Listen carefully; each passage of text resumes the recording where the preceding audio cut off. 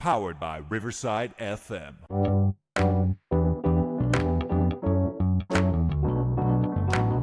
Powered by Riverside.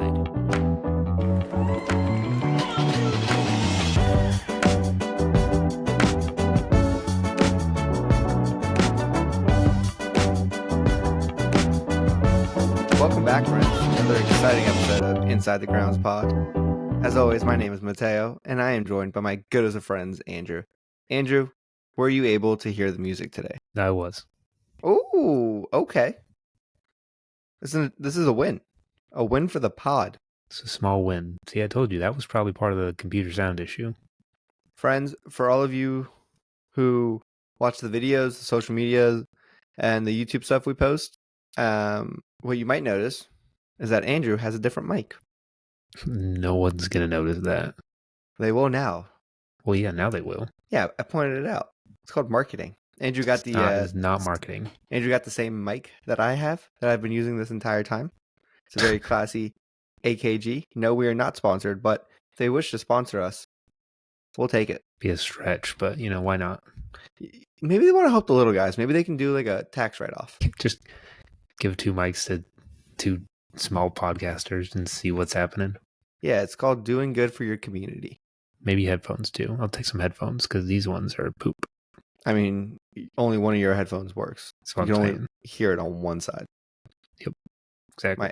My wired Apple ones somehow work better. And they're also wired. Yours are wired? Yeah, yes. Yours just suck. I know. I don't know why. They didn't always suck. No, they used to be really good. I've never dropped them either. I don't think anyone was accusing you of dropping your headphones, but now I'm a bit concerned. That was just a me. I don't drop them. I'm careful with this stuff. But I didn't know if you knew this, but this is not an electronic gadgets podcast. I had no idea. I've been trying to figure out what our topic of choice is on this podcast for about 2-ish years now. And thank you so much. Still up in the air. Still up in the air. We might have to pivot if we ever want to make any revenue off of this. Nope, not even going to say it. Let's just go to our podcast that we're actually doing. All right. Well, this was an exciting weekend, opening weekend, match day 1 for all of the Premier League. Before we get to that, you know what we haven't really talked about? What? The offsides technology. Are they actually doing it? I didn't think that was a thing yet. So, the Premier League, being the doofuses that they are, they have voted for semi-automatic offside technology. However, it doesn't start until after the first international break. Why? I don't know. Oh, you don't even. You're just going to leave us hanging with that? My inside sources could not tell me why, but it's really, really stupid that they have this technology, and they're like, you know what we should do? We should play a few games and then test it out. Yeah, I don't get that. So, it's already. It doesn't need to be tested. It's already in use. Yeah, just when you think they did a good thing with rule changes or using technology, they somehow still screwed it up. I mean, it's the Premier League. What else are they going to do besides screw it up? Well, maybe if they focus time on this, they don't have to focus time on Man City. But we need them to. We would like them to. We would. But, that was the only piece of news I had. Did you have any piece of news you wanted to share with our friends? Me? News? Yeah. When do I ever have news? I don't know. You surprised me with fun facts last time. I don't even know who you are anymore. Well, just like this podcast, I don't know who it is, so we can move on. Let's move on with the first game of the weekend on Friday. Manchester United facing Fulham. Ooh, Man United came out with that 1-0 victory. And for the second consecutive season, here's a fun fact for you.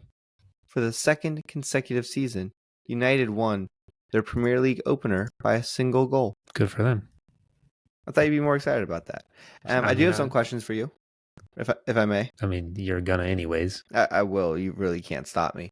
How is Casemiro still starting? I don't know. Because we lack a midfielder? You're telling me you couldn't find anyone to replace this dude? We're trying, actually. 2 people. We still have 9 days? 9 days? Yeah, I still hate the fact that you can go a few weeks into the season and the transfer window is still open. It just feels weird. I feel like all of this should be done before the season starts. Yeah, no, I agree with you. To get all the players onto their new teams. I do have some good news and some bad news about this game. I'm going to start with the good news. United created a lot of opportunities. Quite. They surprised me a little bit. The bad news, Bruno missed like all of these opportunities. He did. Like the dude could have had like a hat trick. I was actually very surprised in a negative way of how he did because he should have had at least 2 goals. Very easy opportunities that he was just missing, which I feel like last season he wouldn't have. So I don't know what's going on with him. What's going on with your boy Bruno? I mean, I don't know what's going on with him. He's also started in a position he doesn't usually play. He started as our striker. Yeah, you guys started with like a 2 at the top very- and then kind of like floated him back as a false 9. It was a weird. It was interesting and strange, but it kind of worked. But yeah, he missed so many opportunities. But we did. We had a shit ton of chances, but we didn't score for any of them. no, but you guys did have honestly a really good game plan. A lot of crossing the ball across the 6-yard box, which is always a dangerous territory. Any little deflection, that ball could end up in the back of the net, or you might get a penalty. So, unless United get a penalty. well, unless you're Maguire, who I think fell out of embarrassment more than he fell out of a foul. I mean, that's usually him doing something. It's just embarrassment. Did you see that specific highlight that I'm talking about? I did, yeah. Even the announcers were like, I think he was embarrassed he missed the ball, so he just started going down. Yeah. I don't even think he was touched. He was not. But no, you guys looked good. You looked solid. Your new signing coming through for you, Xerxes. Told you. I mean, it was a really nice goal. It was Kid's nice got goal. talent. I also told you that last week. I was like, you watch. This is going to be a good guy for us. I mean, first game. So Only far, been you're one right. game. He's probably going to get injured next week. With your physios, probably. Probably. What thoughts did you have on this match? I mean, I think kind of said it at one point. Interesting lineup. I think doing Fernandez as like a number 9, but then like you said, kind of floated him back. It was interesting. I think it worked well. I think they just didn't capitalize on like the chances that they had. Also, Casemiro, why was he our dominant man in the air? These are all great questions. He had so many opportunities to score off his head that I was kind of surprised. But yeah, subs making an impact, and also new players. Mazraoui in the back was very well. Did very well. Was and did. I know English is hard. It is sometimes. It's hard when it's late. But yeah, when you text me about the Garnacho and Rashford link that up was miss, embarrassing. Yo, what? First off, Rashford, he made the right play. It was a 2-on-1 with the goalie. Garnacho was open, and you're playing FIFA. You hit Y, play that through ball, and then you just tap the ball in. But instead, Rashford passed behind. Yeah. Completely missed his teammate, screwed up everything. The other option was Rashford could have just shot the ball into the net. He also had a pretty good opportunity to do that. Yeah, it was pretty bad. I mean, defensively, I thought overall United had a good game. I think that they just absolutely need to finish their chances. Oh, man. Yeah, if it was, you all did not have a good goal differential last season, you need to take advantage of the opportunities when you have them. We're +1 right now. I mean, last season, I think you were -1. Yep. So we're already doing better after one game. Yeah. So hopefully this is a sign of good things to come for United, for you, for Fulham. Honestly, didn't really have much notes for them. They had some opportunities. They maybe could have tied up this match. They definitely did not deserve the win. No, but I don't think they deserve to win, but hats off to Leno and their like defensive line for keeping United out as much as they did, because United was hammering them. Yeah, and they packed the box. Didn't give United much of an opportunity to control the ball in there. The only real way United was going to get a goal from the 6-yard box was just pure chaos. And they kind of did. Yeah. And that's what ended up happening. They got the 1 goal. Thanks to Xerxes. Pretty close to the end of the regulation, though. So you guys were cutting it real close. Hey, just that's the Man United way. Eke it out. Eke it out. Eke it out. Put it on a shirt. Win's a win. You just got to eke it out. All right. Shall we move on to the next match? I mean, no, Floor is yours. I'm just kidding. All right, the next match, what some have dubbed 115 charges versus Oh, yeah. 115 players. Chelsea versus Man City. Man City total control of this match. They won 2-0. First thing I want to bring up is, did you notice who was missing from Chelsea's game day roster? I know it's difficult because they have 115 players on their roster. 129 now. Oh, right. They just signed some as I was finishing that sentence. Yeah. I feel like I could guess because of just being on social media, but you can go ahead and tell us. Raheem Sterling, which is a weird one to not be on the roster. The manager addressed it and said it was for tactical reasons, and that there's so many guys on the team that like a lot of them just aren't gonna make it on for the game day roster. But I think that's absolute bullshit. Something's definitely happening behind the scenes. I think Chelsea is trying to sell Sterling. It might also have to do with rumors of Ivan Toney, because Chelsea apparently is going hard for him, but they need to load off some players to do it. Isn't everyone trying to go hard for Tony? I thought Arsenal was trying to do it. Yeah, but Chelsea's just throwing away money. I still don't understand how they even can purchase a single person, but whatever. I mean, they have 198 years worth of contracts right now on their Excel sheets for accounting. Yes, that is insane. Yeah, that was ridiculous. I don't. But back to the match. I can't say there were any surprises. City won. Holland scored. I think we need to Not discuss only did he Cucurella. score, Cucurella being a massive dummy. Friends, for all of those who don't know, Spain won the Euros this past summer, and Cucurella sang a song about Holland fearing him. How dumb can you be? Cucurella, you play for Chelsea. Do you think you're going to be able to stop Holland? Holland wasn't even at the Euros because his country wasn't good enough to make it. Why are you antagonizing the cyborg? He's going to absolutely 100% score on you, and that's exactly what he did. You can't keep up with him. You are carried by your entire Spanish team.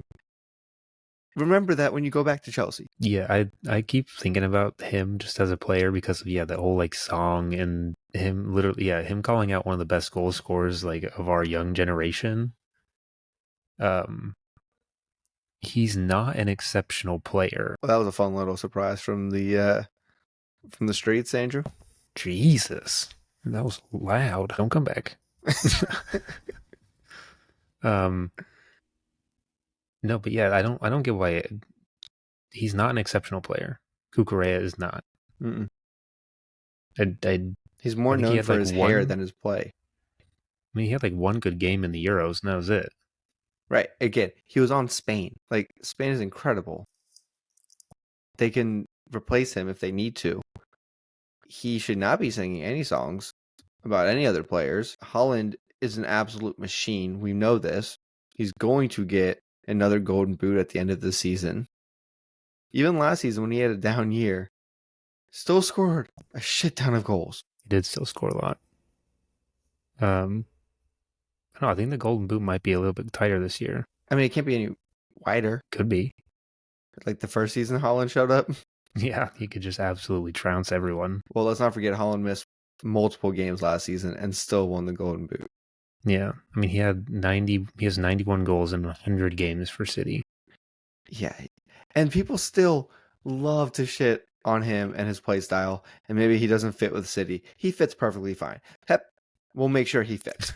Yeah, he does what he needs to do, and Pep knows how to use anyone. I do have to say, though, for all our Chelsea supporter friends, Chelsea actually didn't play poorly. They had close possession in terms of like numbers and time. It was 48% to 52% in favor of City. That's way closer than it should have been for the caliber of the teams. And honestly, City's used to dominating possession. So this may be good sign of things to come for Chelsea. It's very difficult for new manager, very young team, has to, shift through 100,000 players to figure out who's going to make it on the game day roster. Lots of pressure for Chelsea, even though they won Champions League in 2021, but that was from a manager who came in partway through. They way overachieved that season. But this club still has a high standard. And I'm a little bit worried, actually, about Chelsea and some of these clubs who have to play them. If they're having a good showing against City, imagine what they can do against some of the other clubs. Yeah, I kind of echo a little bit of what you just said, because like how Chelsea continue from this point will be very interesting, considering, I mean, we've made all the jokes about their identity, the player count, them being Chelsea right now, but if they can fine tune everything, they actually will be exciting to watch as long as they can keep a good momentum.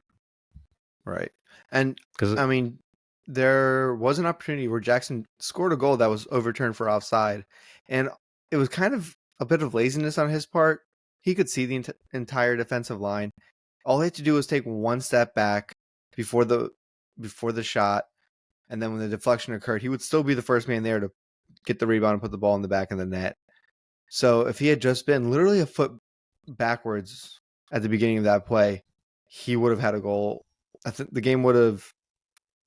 Can't remember exactly the timing, but I think Chelsea would have been up at that time, or would have been 1-1. I can't quite remember, but either way, Chelsea played a lot better. And did you know City haven't lost when winning at halftime since May 2021? I did not. That's a long time. Yeah, that's an insane stat. I mean, it's just so hard to beat them, and then you try to make adjustments at halftime, and then a lot of times you just expose yourself, and then City score more. Yeah, I mean, that's pretty much what always happens. Did you have any further? City is just too good at an overall game plan. Like, it doesn't matter who they play against. They always know how to exploit whoever it is. Pep is too good. He is too good. He needs to retire. Let someone else be too good. He's an actual genius. He'll retire when the team gets relegated from points deduction. Which could be the beginning of next year. Oh, yeah. Ed Sheeran's album logos are All literally the front sponsor of Ipswich jerseys. Yeah. I really didn't have much for this match. The final score wasn't a surprise. Ipswich did have some good chances. Surprising. I'm sorry? It was surprising. What was? Because Liverpool should have scored about 6 more goals. They should have. Look, Ipswich did have some good chances. They actually did. But I think Liverpool is just too good of a club. Salah now has the record. He has scored in 9 opening games in the Premier League, beating Wayne Rooney, Shearer, and someone else, I believe. Yeah. It's not Henry, is it? No. I can't remember if it was just Rooney and Shearer that were mentioned, or if there was someone else. But either way, Salah's the record holder now, so it really doesn't matter who else came before him. True. Business as usual for Liverpool. They didn't make a lot of signings in the transfer window. They got a new manager. The new manager's like, you guys are really good. We're not going to change too much. Maybe do a little tactical changes. And that was really it. Trent Alexander-Arnold looked really good, surprisingly. I mean, he usually does, even, well, as long as he's not playing a full-on defensive role. Yeah. I think Ed Sheeran had to leave at like halftime to go make it to his concert somewhere. He had to leave for a concert? Well, I mean, he is Ed Sheeran. He does have concerts, you know. He does have concerts. Yeah, I think he had to leave at like halftime or something like that, which is when Liverpool scored in the second half. So maybe Ed shouldn't leave. Maybe Ed's the lucky charm. Yeah, Ed, if you're listening to this, which we know you are because you're a friend of the pod, you need to stay for the whole match. It's super important if you don't want to get relegated. I mean, well, this is one thing I noticed is that Ipswich did not look nearly as poor in this loss as like watching Sheffield or Burnley lose. I don't know if we'll ever see anything as bad as Sheffield. Ipswich actually looked decent. They looked like they cared. They probably did care, and they had chances. I will say that Salah's goal was just so unlucky by the Ipswich guy with this like slight mistouch, just perfectly passed it to him. That's true. But Salah is inevitable. Made me sad. If it's opening day, it doesn't matter if he has hair, doesn't have hair. The ball will find the back of the net. He was running real fast today, probably because of the no hair. I mean, look, he just needs to accept that his hair it's very receding. Thin. It's not as thick as it used to be. Keep it short. Just keep the buzz. And also, when you got an 8-pack like that, no one's going to be looking at your hair. He does, actually.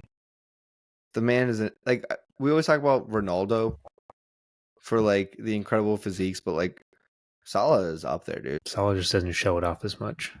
Right. Humble. He has some modesty to him. I think we can solidly move on after that. Yeah.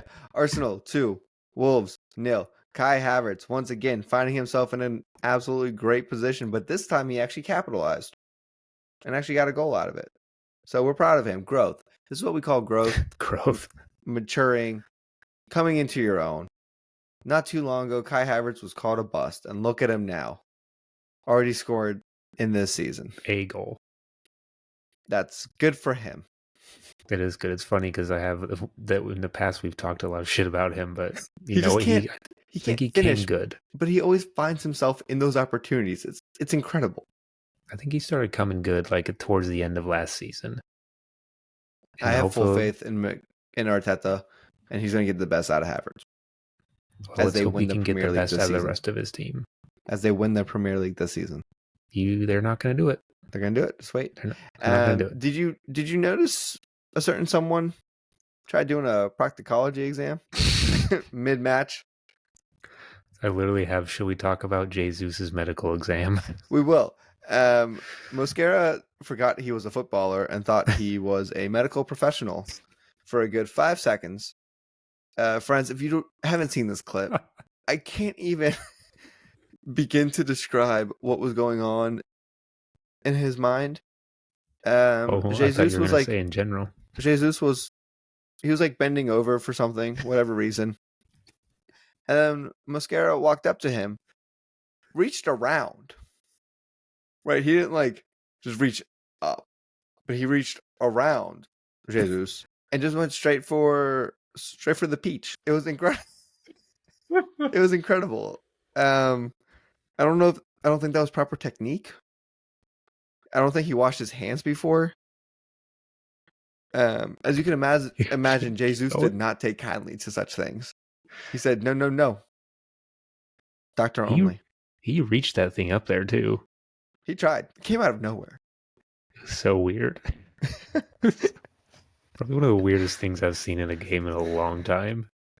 Same, but also I'm really glad that happened because then we actually have something to talk about for this game. This weekend was a fun weekend because it was opening weekend, but there weren't a lot of surprises. A lot of the big name clubs didn't play each other. Yeah. Hopefully as the weeks progress and some more drama occurs and title races the teams start separating themselves for title races and playing in European tournaments next season, things will get more exciting. Yeah. I mean, I have that as a line at the top of mine that says we could have pretty much predicted this week as it happened. Oh yeah, I think I actually made some money this weekend betting on these matches. Nice. Because it was super predictable. Such as our next match, Everton versus Brighton. Brighton just wiped away Everton 3-0. Are you okay? Yeah, look, I'm not surprised. I mean, it's kind of surprising. You guys weren't. I mean, there were times. Everton was middle of the pack last season at best. It was better than Brighton was missing their best player for half the season. Mitoma is finally back, and he is the key to this team. De Zerbi might still be there had Mitoma not missed so many matches last season. I mean, I don't know. I didn't realize that Mitoma hadn't. This was his second game since December. Right. He was out for a very long time. He went to the Asian Cup on hopes that he would be able to play. Oh yeah, and he got injured like immediately. Everton, and here's the thing: Everton, not a great squad. Last season, they gritted their way out of relegation. They made no signings in the transfer window. They actually lost a couple guys. And last season, they had a goal differential of -11. There's no reason to believe they can't repeat that. I mean, they have no scorers. Everton's best scorer... You guys took like 10 shots and had only one on goal. Everton's best scorer is literally made out of glass. Didn't he almost get hurt? Yeah, Calvert-Lewin always gets hurt. Always. Hey, I'll give you guys a little bit of credit for like the first 20 minutes. You actually looked pretty good. And then I don't know. The pure skill of Brighton just took over. Something. Brighton, I mean, Brighton looked like the Brighton that we love from 2 years ago. 2 years ago. Yeah. I mean, It's all about that 31-year-old coach. Brighton was still a good team last season. They just didn't have that pizzazz, that little razzle dazzle. They from were 2 a seasons mid-table ago. team last season. I'm sorry? They were a mid-table team. Yeah, so they're still a good team. Eh. Okay, United. Hey, okay. Yeah, that's what I thought. All right, we're going to move on. There wasn't really, like I said, there wasn't really much to talk about for this weekend. Newcastle won, Southampton 0. Coming into this match, Southampton hadn't won an opening Premier League game in 11 years. Congrats to them. They extended that to 12. They endured the first of what I believe to be many losses this season. You think? Yes, but I would like They to had talk. opportunities, man. Yeah, they had a lot of opportunities. They had 19 shots. Yeah, but that was after the red card. 19 shots, 4 on target. Newcastle literally had 1 shot on target. It was the goal. Yeah, And and that was the controversial Southampton red card gave them was the ball. bullshit. Oh, you think it was BS? Here's the thing. I think both players should have gotten red cards. I mean, yeah. But so that's why I think of course it's they're bullshit. going to give it to the big tall guy who can who looks over the guy, and the other guy just completely falls to the ground and then gets back up without any issue. Right. My issue with the red card is not that someone received a red card for a headbutt. 100% that should be a red card. Well, My yeah, issue is both players should have received red cards because they both leaned in with their heads. they did. But like I said, it's all about Cher being about 6 inches taller and his goes down more. Right. But So this that's is the where only thing in my VAR head. should have interfered and been like, hey, take a look. Both players put their heads in there. And they can go meet up with Mosquera and they can all do exams together. And they didn't even win. Yeah. He also, I think he missed a great opportunity. Oh, he missed a few. Later in the match. Yeah. Who was it? Oh, it was Stevens for Southampton around the ninth minute. Someone shot it, and it was going in, but this dum tapped it in, and he was offsides. Southampton could have been up at 9 minutes, so I bet he feels stupid. Yeah, he's a dingus. I can't believe Southampton had 19 shots. Yeah, but it's because they were playing against a man down Newcastle. And they still couldn't do anything. That's what I'm saying. They're going to have so many losses this season. How many matches do they play? 38. I'm going to call 16 losses. Let's see how many they get by the first half of the season. Oh, wait. No, wait. I'm calling more losses than that. I'm looking at last year's table. You can't. Oh, wait. I was like, you can't get more than 38, but I was thinking about the total matches. Yeah, so Luton and Burnley both had 24 losses last season. I'm going to go at least 22 losses for Southampton. Damn, okay. Calling it now. Southampton, Okay. I got nothing against you. 22. I'm sorry for any of our friends who support Southampton. I don't think they do. I don't have anything against you. This isn't like the Premier League having a thing against Everton. It's not the same. I just have no faith in you, nor do I respect you as a club. Damn, dude. We also have no friends that are Southampton supporters. Pretty sure we don't. We don't. We didn't assign anyone, and therefore no. Well, yeah, they weren't in the Premier League when we did. Oh, that's right. They weren't even in the Premier League. Well, then now I'm double checking. No, they weren't because they weren't in the Premier League last season. Remember? We Because did they it had. the first season, didn't we? No, we did not. Yeah, we did. We assigned teams last season. Did we? Yeah. It was the first season. Either way, we don't have any friends who are Southampton supporters. Do you have anything else that you would like to add about this match? Have you heard anything about Newcastle's manager, if he's staying, if he's going to get fired? Why would Howe get fired after a win? Not after the win, but just in general. Apparently, there's been some rumblings No. because Newcastle overachieved that first season that he took charge when they finished top 4. And of course, now that's like the new standard for them. Okay, they need to pump the brakes on that standard. Well, they're Also, not. they only dropped 3 spots from 4th. They dropped from 4th to 7th. Big whoop. Yeah, but when you pay that much money to buy a club, you expect Champions League. Yeah, well, Look at their counterparts in City. maybe they should start buying better players. Well, apparently Newcastle had to sell some guys because they were getting real close to that financial fair play. Yeah, and City don't have to do anything at any time besides just get players. And just win. Did you hear that Gundogan might come back to City? Not might. Oh, is it like for sure? Yeah, what's his name? Romano. Yeah, that dude. The only insider you can trust. Fabrizio. He, Did he hear we go it? yeah. Oh, shit. So he is officially, All right. as far as I'm Oh, concerned, that's officially coming back to City. I don't know why he ever moved in the first place. Maybe he just got bored of winning. They don't think they won that much while he was there. They won everything while he was there. He was Barcelona? part of the treble. Oh, you're talking about Gundogan at City. Yeah. I was talking about Gundogan at Barcelona. Like, I don't know why he would have left for that. Yeah, I don't know. Barcelona has this big name appeal, and then whenever guys get there, they're like, "Oh, I don't want to be here anymore." That's because their big name appeal was one of the best squads for the longest time, and now they're all gone.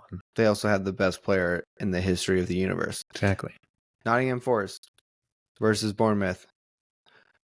1-1 draw. Would you like to tell our friends about the picture that you put in my notes? Go ahead. Well, I was going to say at least Forest have a shirt sponsor for the beginning of the season. True. No, yeah, 1-1 draw, but the Nottingham Forest player Danilo at 15 minutes got a broken ankle.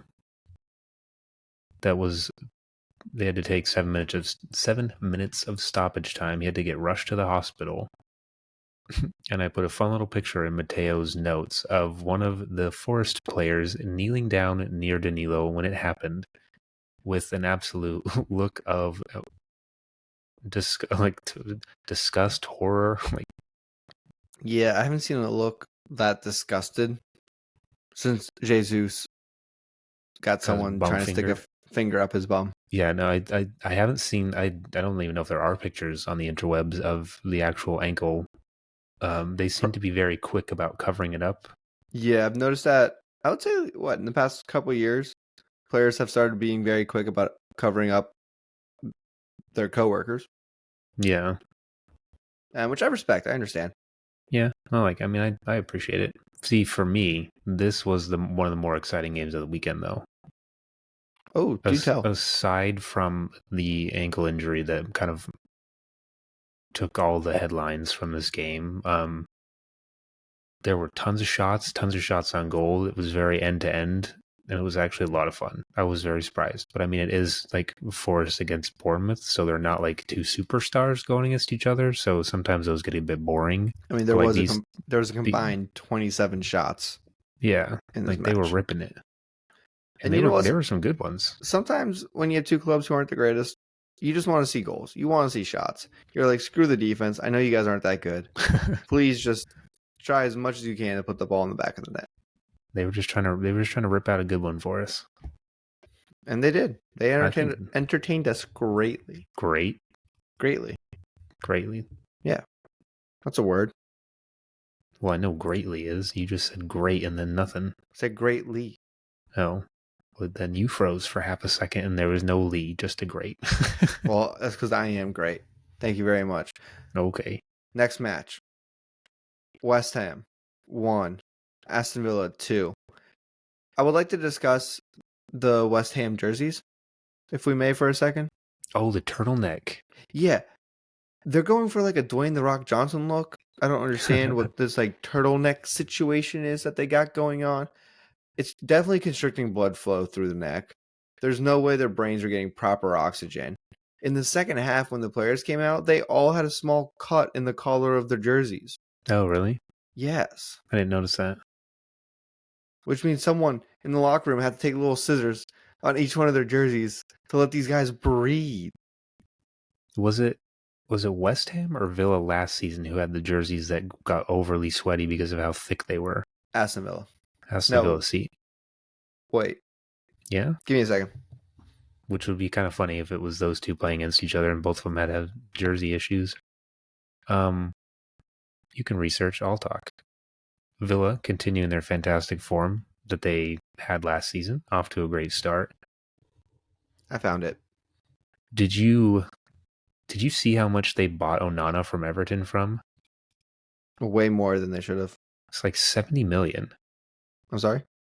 70 million, 7-0. Yeah, way too much. And also somehow Everton still has an issue with financial fair play. He scored this game though. He'll do that 4 times a year. 4 times. I think that's It was a literally all good. he I mean, scored. it was a good goal.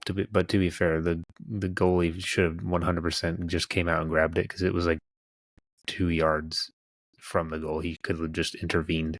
But you know what? Who knows what decisions you make in the heat of battle? All right, you found it. What is it? It was Aston Villa. Okay, so Villa Aston had Villa shit last year, and now it's West two Ham's sweaty turn. of jerseys. Dude, they are so sweaty. Yeah, they looked like they were immediately like drenched. Yeah, they went from being a nice like maroon to a blood red, dark color. Good job. That's all I got. Yeah, Onana last year scored 2 goals in the Premier League. Well, he's off to a 50% start. That's not how that works, but okay. One more than it's almost there. 50% of what he had last year. There you go. That's better wording for you. All right, mister, I'm great. Also, there's a certain player on Aston Villa who the only player that has a better minutes to goals ratio than him is Holland. What, like just this season? I think it was last season. It's only 1 goal and 1 goal. It's Duran. Did he sub on? Dude, I don't know. I didn't Come on, look stats through 8 man. different levels of fact checking. Well, I feel like that's what our listeners have come to expect from you. All 3 of them? I don't think so. I think they have. No. But super excited to see where Aston Villa goes this season. We know they have the potential for top 4. That should be their goal.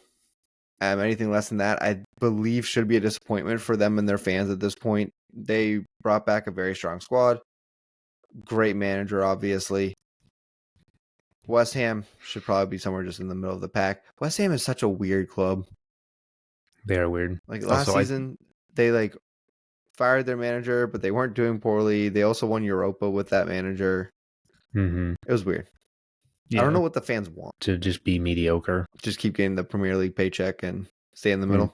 Yeah, just stay there. Honestly, it's good enough for a lot of clubs. I mean, yeah, it really is. All right. Brentford, 2. Crystal Palace, 1. I would like to point out, how is Ivan Toney still on Brentford? Yeah, we brought that up. Is he actually still on Brentford?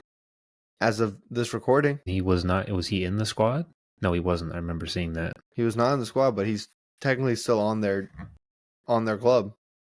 I mean, do you think interest is fading from bigger clubs right now because he didn't like perform in the Euros?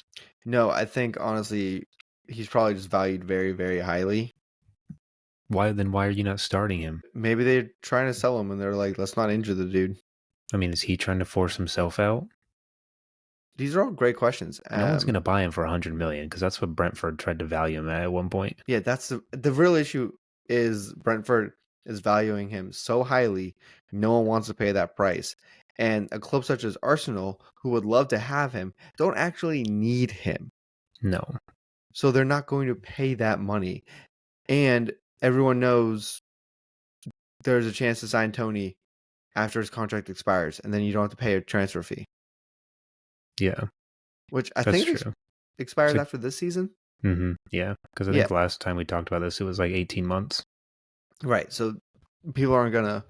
A lot of teams now are waiting for contracts to expire, and then they go try to poach the player. It's cheaper for them.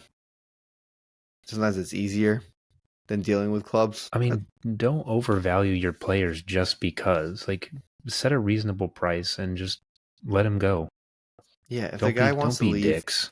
You might as well get some money out of it.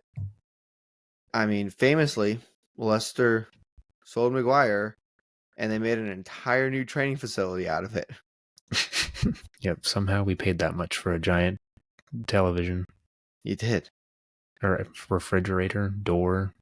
Do you have anything else for Brentford or Crystal Palace? It's going to be a shortest episode in a long time. We can extend it. Let's go for that hour. No. You ready? For mediocrity? No. Let's talk about the king of Red Bulls.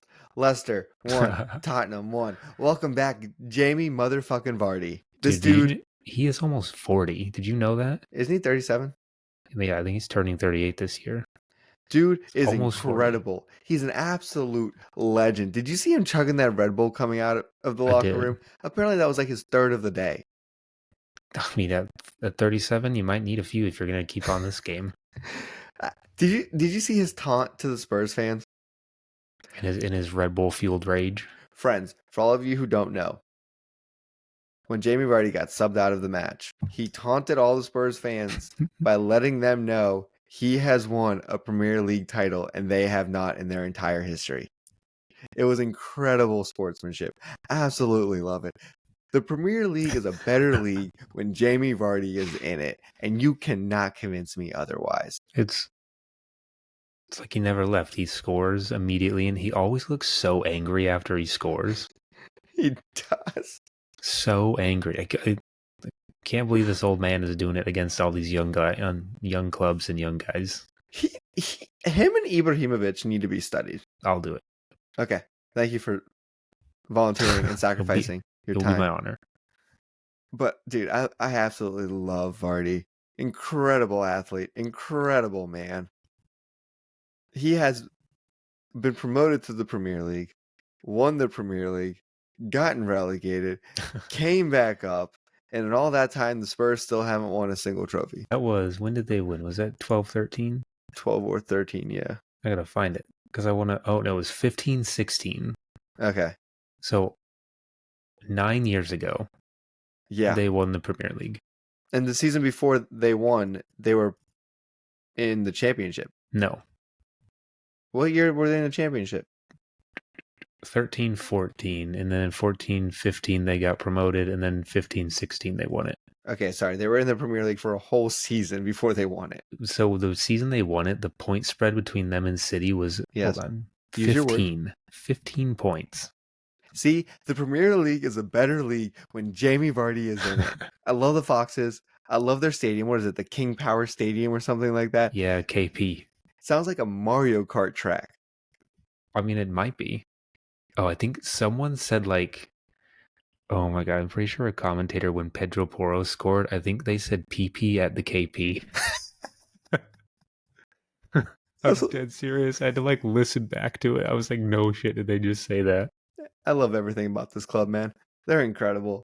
Also, Romero, he can go fuck off. I mean, we've always said that. Right. Vardy also told him that on the way off the pitch. Vardy can say whatever he wants. He is a national treasure. He's an international treasure. He is, yeah. He's an international treasure. I can't believe he's still doing this at his age.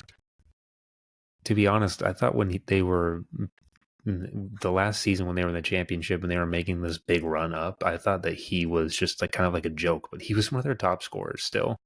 Yeah. I mean, it helps that Granddad. he plays striker.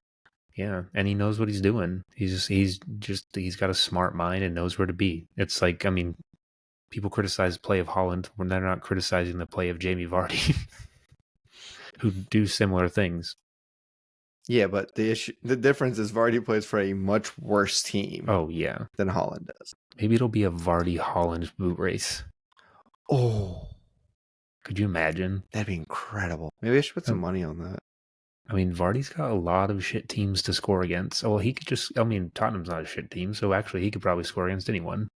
Yeah, and he absolutely will. But it's, can his team play well against anyone? But they don't have to. He's their only scorer. Yeah, because didn't they not play well against Tottenham?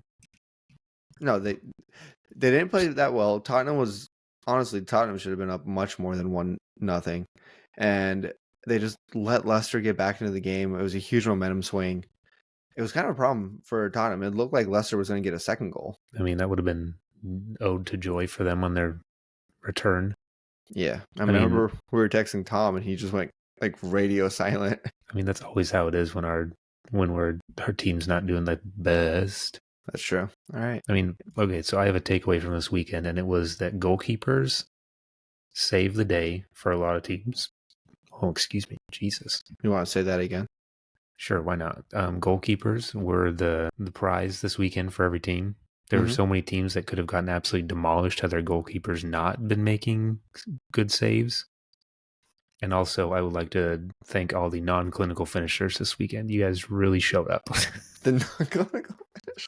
Look, man, everyone's getting the rest out, okay? Give them a break. So many shots. No one could finish them. Looking at you, Southampton. And, coming at you. I'm still going to say Liverpool, man. 18 shots and they only scored 2. Still a better ratio than Southampton. Ipswich. Still a better ratio. All right. I think that does it for another episode. Does it? Yeah. I feel like we should talk for 10 more minutes and make it a whole hour. Well, friends, thank you so much for joining us for another episode of Inside the Grounds Pod. Please follow us on all social medias. As always, my name is Mateo. I am joined by my goodest of friends, Andrew. And we hope you friends please come back next week. Yeah, okay.